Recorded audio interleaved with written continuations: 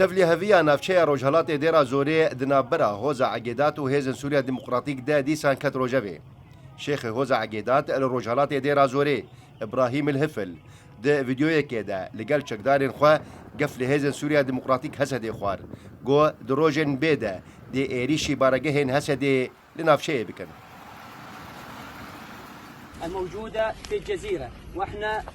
خەڵکێ مایên li Cezîrê û em li gundewarê rojhilatê Cezîrê ne. Em ji wan re dibêjin dûrî xalên Hesedê biçin.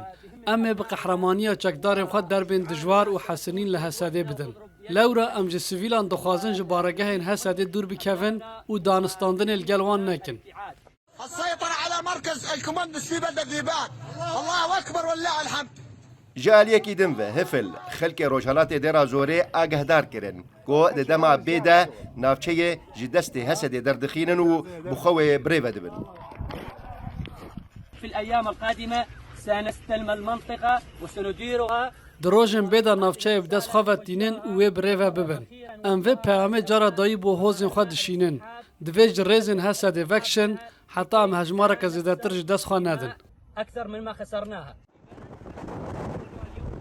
Di 28 Tebaxa Bûrî de hêzên Sûriya Demokratîk operasyona binavê xurtkirina ewlehiyê dijî şaneyên Daişê û tevleheviya çekdarên Hoza Egêdat li Rojhilatê dêra zorê dest pê kiribûn. Di encam de İbrahim el-Hifil reviya navçeyên حکوومەتê li Rojavayê Çemê Feratê û piştî zêdeyî mehekê ji şer û pevçûnan li gel çekdaran Hesedê rewş kontrol kir. Lolo Xan Rûdaw.